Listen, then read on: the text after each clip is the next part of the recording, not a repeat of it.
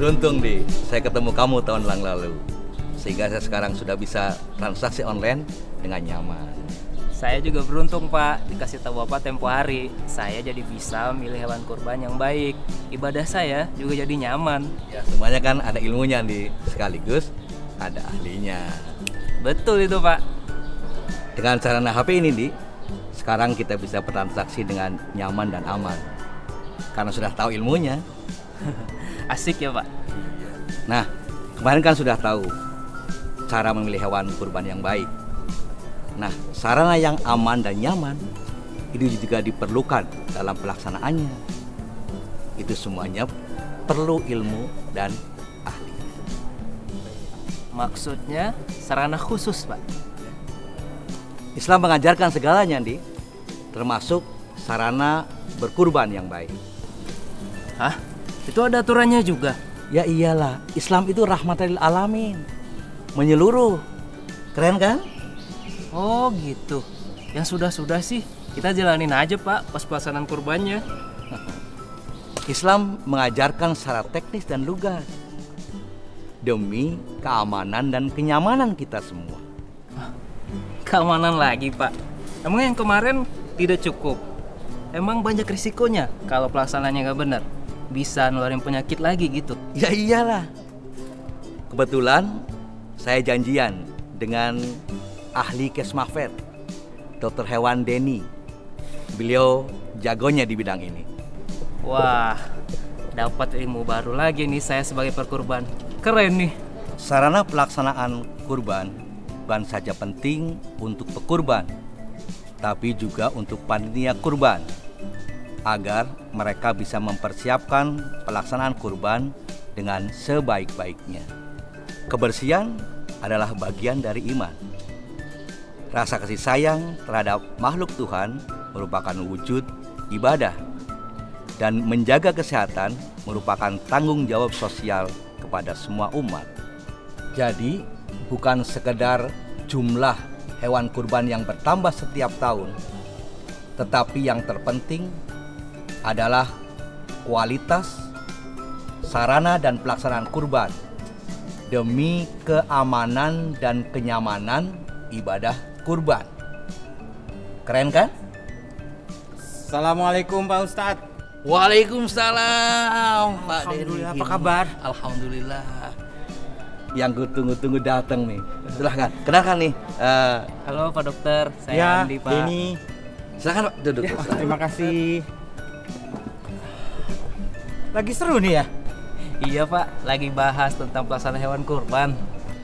Pelaksanaan hewan kurban seru. Kalau salah, serem jadinya. Tapi kalau benar, asik. Wah, jadi penasaran nih Dok. Berkurban itu menyeluruh untuk kebaikan ibadah, keamanan dan kenyamanan, serta kesehatan lingkungan. Oleh karena itu, harus ada kerjasama antara panitia dan berkurban, dan untuk saling mengingatkan. Benar. Dan buat panitia yang melaksanakan pemotongan hewan kurban, ada 3 hal yang perlu diperhatikan. Yang pertama perlu diperhatikan oleh panitia hewan kurban adalah tempat penampungan hewan kurban. Tempat penampungan hewan kurban ini harus dapat melindungi hewan kurban atau ternak dari terik matahari dan juga hujan. Tempat penampungan harus diberi pagar agar hewan tidak keluar dan juga ada hewan lain yang masuk ke dalamnya. Tersedia tempat air minum dan juga pakan. Dipisahkan antara jenis hewan, jadi kalau sapi dengan sapi, kambing dengan kambing, domba dengan domba. Kemudian ventilasi udara harus baik, begitu juga pencahayaan di tempat penampungan hewan kurban juga harus baik. Yang penting lagi adalah kebersihan kandang atau tempat penampungan hewan harus selalu dijaga, dan luasnya untuk sapi sekitar 1,5 meter persegi untuk 1 ekor, dan untuk domba atau kambing sebesar 80 cm persegi. Tali bila mana hewan itu diikat maka tidak boleh melukai hewan dan juga mampu mengambil air minum ataupun pakan. Dan terakhir, ada pengawasan dari petugas hewan kurban dari dinas yang membidangi kesehatan masyarakat veteriner. Hal kedua yang perlu diperhatikan oleh panitia hewan kurban adalah tempat pemotongan hewan kurban. Pada tempat pemotongan hewan kurban sebaiknya tidak beralaskan tanah, jadi sebaiknya diplester dengan semen ataupun dengan keramik ataupun dengan paving block. Kemudian ada lubang untuk menampung darah, besarannya itu 1,5 kali 1,5 meter, dan kedalamannya kalau untuk sapi 1 meter untuk 10 ekor, dan juga kalau untuk domba atau kambing 1,5 meter. Selanjutnya ada balok untuk mengalasi leher pada saat pemotongan, dan kemudian pada saat pemotongan ada kain ataupun pelindung sehingga saat ternak dipotong maka ternak-ternak lain pun tidak akan dapat melihat bahkan mendengar saat hewan dipotong. Yang harus dipersiapkan oleh si pemotong itu adalah pisau yang tajam, jadi termasuk pengasah pisau, dan si pemotong ini harus menjaga kebersihan pisaunya. Dan juga tidak kalah pentingnya adalah orang yang menyembelih hewan. Dia sebenarnya harus terampil dan sebaiknya memang sudah mengikuti pelatihan, dan lebih baik lagi jika telah mendapatkan sertifikasi juru sembelih halal. Dan tidak kalah penting, tersedia air bersih. Hal ketiga yang perlu diperhatikan adalah tempat penanganan daging. Pada tempat penanganan daging, panitia hewan kurban perlu memperhatikan orang-orang yang menangani daging agar selalu menjaga kebersihan terutama tangannya, dan saat menangani daging sebaiknya tidak makan, tidak minum, dan tidak merokok. Kemudian tempat penanganan daging harus dijaga kebersihannya. Tempat penanganan daging terpisah dari tempat pemotongan. Daging disimpan pada wadah, misalnya saja box atau baskom ataupun ember. Kemudian tempat pemotongan daging sebaiknya tidak di atas balok ataupun di atas permukaan ataupun lantai, sebaiknya menggunakan meja. Selanjutnya tersedia plastik untuk mengantungi daging, dan mohon diperhatikan bahwa kantong plastik untuk daging terpisah dengan jeroan. Sangat dianjurkan plastik yang digunakan untuk mengantongi daging ataupun jeroan adalah plastik yang transparan atau banyak disebut sebagai kantong gula.